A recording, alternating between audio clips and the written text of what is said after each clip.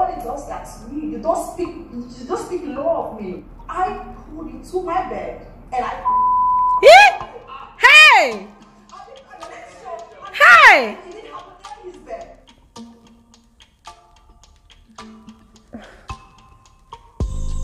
You know, there's something I always say on my channel, that there are certain things you will hear. You will start questioning your sanity, whether you are dumb or whether you are very smart. This was the exact same thing that happened to me last night whilst I was watching the Big Brother Naija reunion show the day before. I was listening to KA3NA brag about how she proved to be the true boss lady in the lockdown mansion. And I was wondering, like, hey God, I need somebody to explain that to me correctly, because I don't understand. How does that define a true boss lady? Listen, I understand that there is no monopoly whatsoever as to how ladies choose to define certain terms that they want to use to describe themselves, okay? I mean, the other day we're talking about who a bad bee really is, okay? Bad bish really is. And then today we're talking about a boss lady, you know. So it's quite interesting how Tolanibaj has her own definition of who a strong, powerful, independent woman should be. And then last night we're hearing from KA3NA's perspective. This part is so interesting. Ladies, I don't know what you think. I don't know where you stand, but hey, in my opinion, please, that is not the true definition of a boss lady. Please, please. That is so low. I mean, if I were to mention some of the characteristics of being a true boss lady, one of them would be knowing my self-worth, valuing my worth, not selling myself short. Aside all the, empower yourself, having businesses, having peace of mind, especially putting your head in the right space, you know, all that kind of thing. But most importantly, knowing my self-worth, knowing my value, and not selling myself short. But unfortunately, KA3NA gave us the reverse definition of a true boss lady by selling herself short. And in her mind, she actually achieved a feat. I mean, frankly, come on, KA3NA. KA3NA is a separated mother, a separated married woman with a child, and then you come onto a reality TV show, and then because you heard a man make a statement that, he can never have anything to do with you, blah blah blah, in the house, you wanted to prove to the viewing audience, you wanted to prove to the man, and you also wanted to prove to yourself that because, in quotes, you are the true boss lady, no man has a right to say that to you, no man has a right to turn you down. And so you decide to go ahead and give us some aggressive cuddling. And by the way, wait, let's even talk about this one. So if KA3NA is truly a boss lady, when she came out of the house, of course, it was obvious that everybody saw what happened, that she and Praise, they smashed. Why did she own up to it? Why was she being a coward? Why did she call Praise and was begging him that, in all of your interviews, don't tell anybody the truth, tell people nothing happened? KA3NA is a coward, like a terrible coward. Freaking coward. Because if you wanted to prove to the world that you are a true boss lady, okay, fine, you did what you did inside the house, own up to it with your full chest, as everybody says. When you come out of the house and you're having interviews here and there, own up to it. Tell people, yes, we did it. And all this bragado you are doing right now, brag on those interviews on your name and reaffirm your status as your own definition of a boss lady. So what was the point of denying it for so many months? And then now we're having a reunion, you're coming to come and yap your mouth. Hey, yes, I effed you twice. Oh, yeah, you're 5 seconds man. You didn't even, I wanted to teach you again. So we did it the second time and I was the one that effed you. And then she came up with that stupid, annoying word.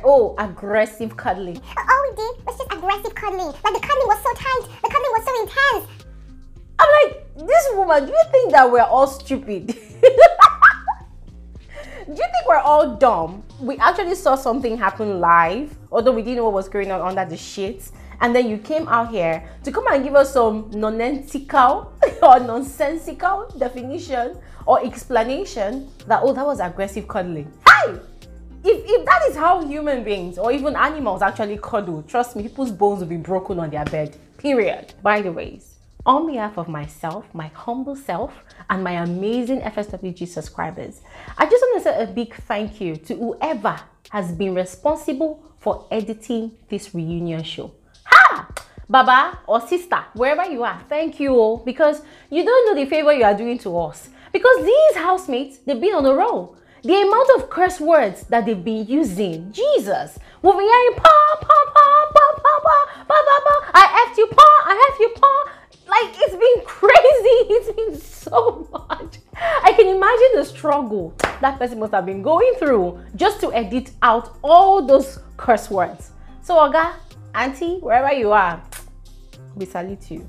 And then let's talk about Ebuka's expression when he hears all these crazy, dirty, nasty secrets spilling from this housemate's mouth. Like, I can totally relate to how Ebuka feels. Ebuka would just pass out on the chair like,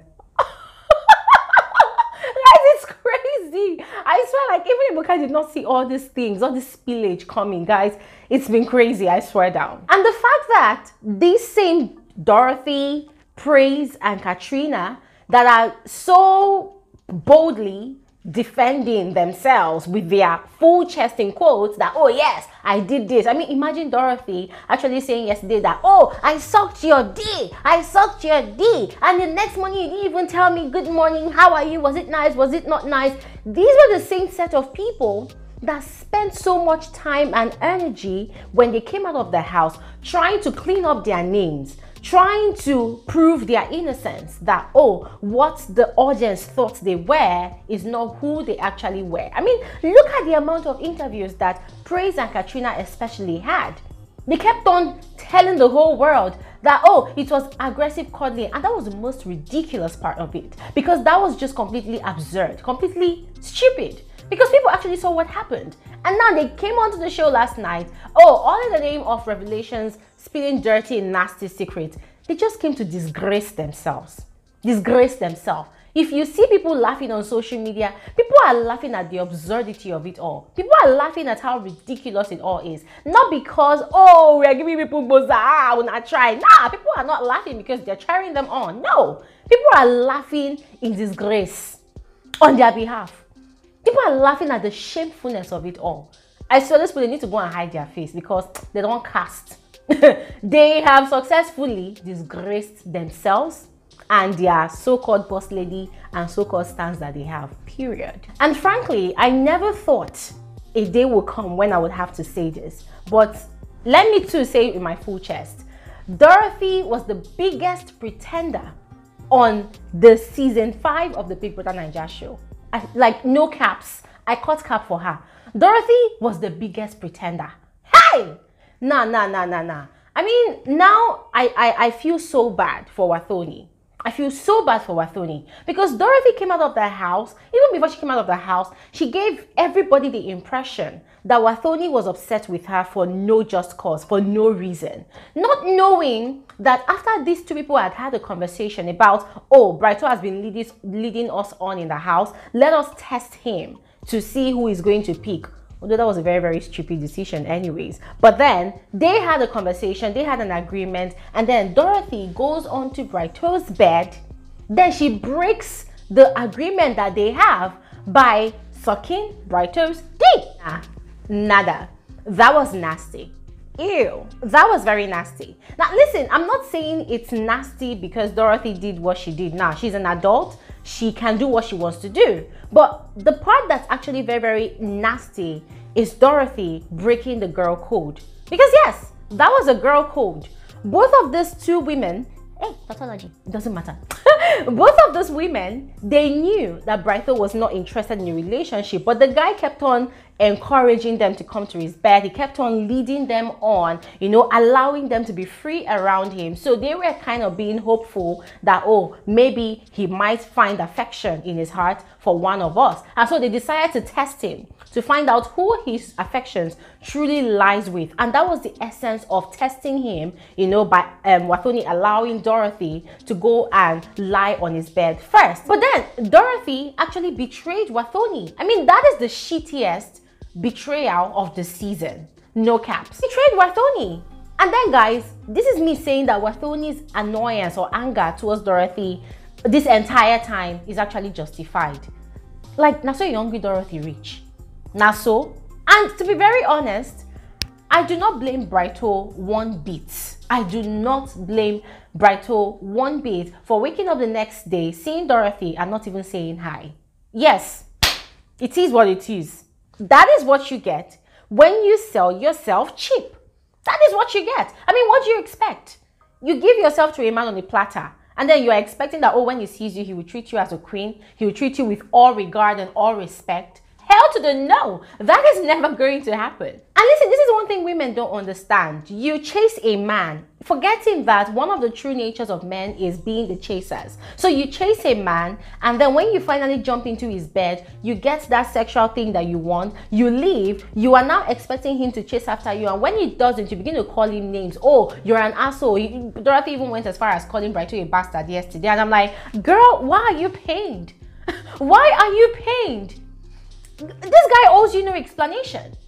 He owes you no explanation. I mean, you knew from the get-go that he wasn't interested in any relationship, but hey, you chose to play your game the way you wanted to play your game. You chose to satisfy yourself. As far as I'm concerned, you did that because you wanted to, not because somebody put a gun to your head. You did that, and then the next day, the guy did not acknowledge your kind gesture, your generosity, and then you are very, very upset.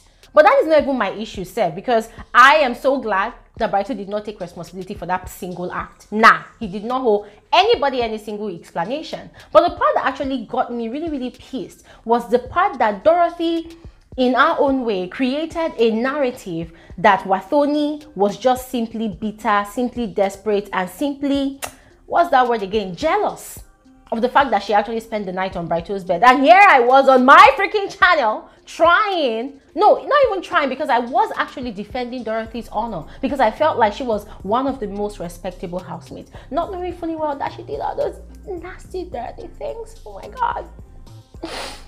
Wathoni, I'm sorry. I'm sorry. Okay, in as much as I'm apologizing to Wathoni, come on, let's call a spade a spade. Wathoni acted quite desperate. Now, not in the Dorathy situation now, but directly with Brighto. She acted quite desperate. Remember, almost all the ladies in the house were hooked up. Everybody had one thing or the other, except for Lucy, whose only hookup in the house was quarrel, drama, and then, of course, praise at some point before he was evicted.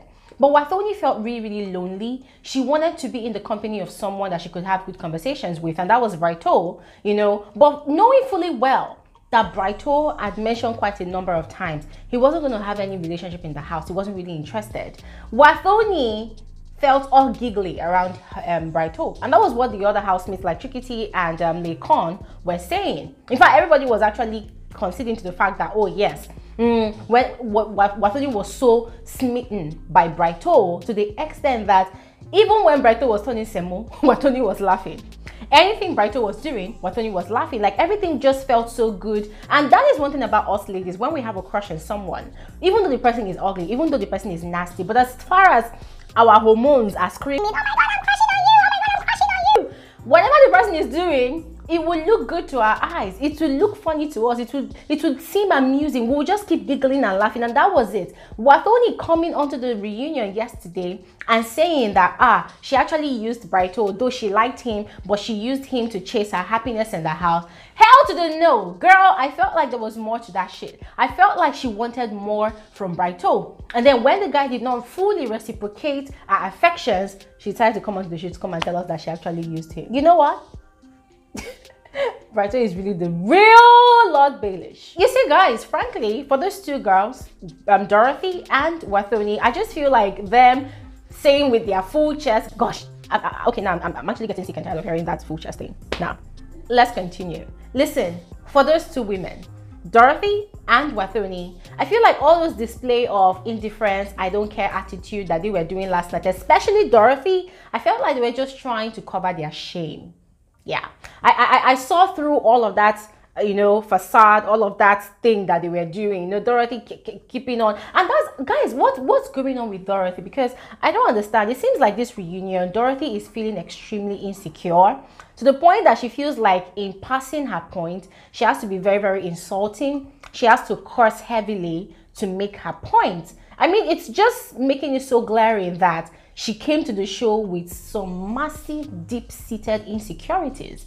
And she better do herself a favor. Come out of it, because it's getting irritating. I love how Brighto responded to her when Ebuka asked him to defend himself.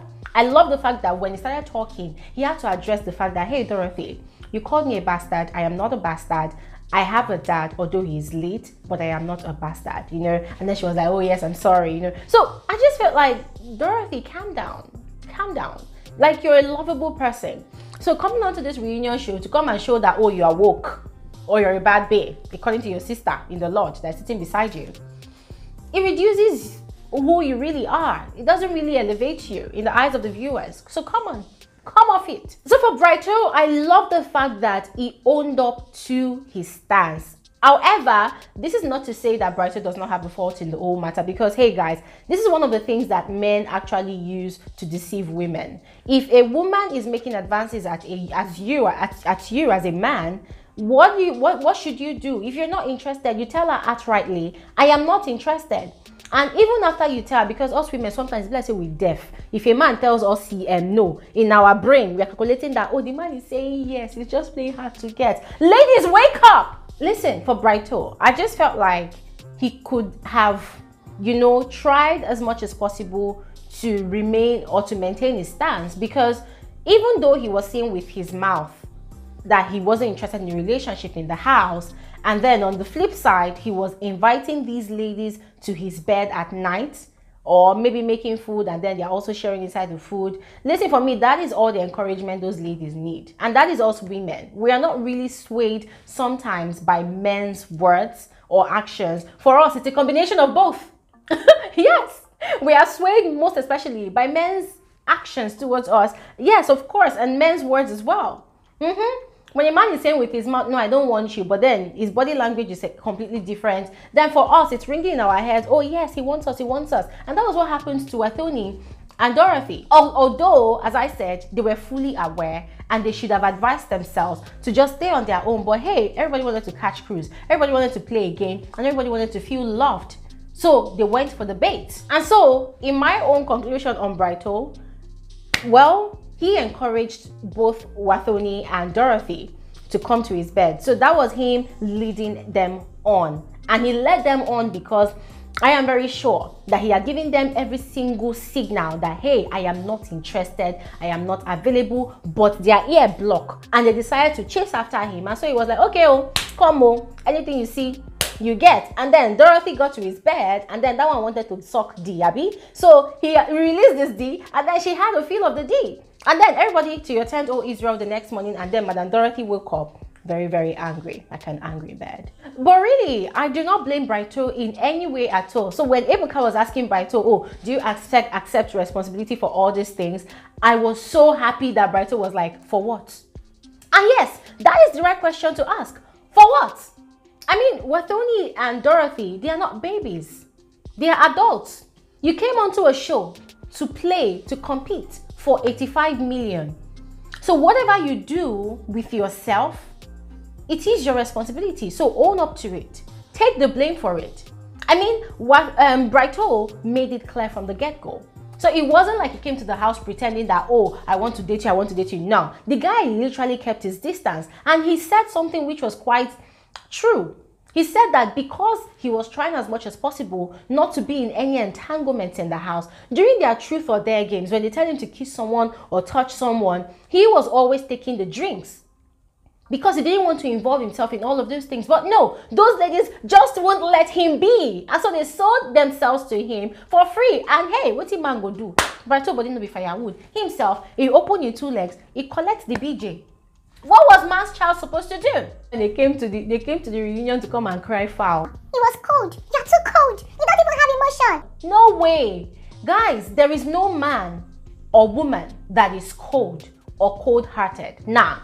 When a man has true affections for a woman, when a man is feeling a woman, Listen, that man will chase that woman to the ends of the earth. He will chase that woman even though she enters a hole. He will follow the woman. When a man is feeling a woman, the way he's going to be chasing around that woman in that house. Didn't you see the way Ozo was chasing Nengi? Whether Ozo was playing a game or not though, but you see that thing Nengi carry for back. It made Ozo chase Nengi in that house, to and fro. Even when he knew it was going to lead to his eviction from that house, Ozo chased Nengi, entered destruction inside that house. So what are we talking about? Anyways, guys, I said what I said. I mean, this is the way I saw the whole situation, and that is my own perspective.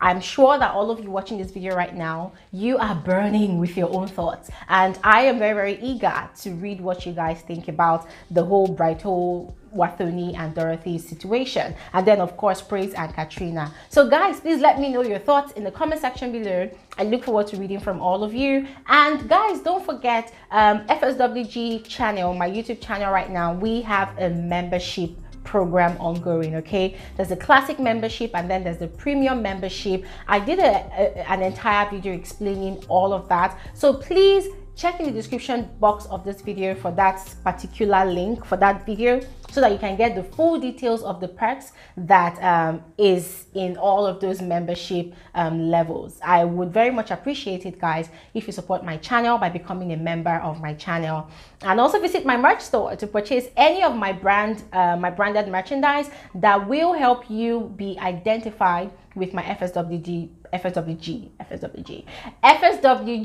brand. That said, I will see you all on another episode of Frankly Speaking with Glory. Have an amazing day. Thanks for watching.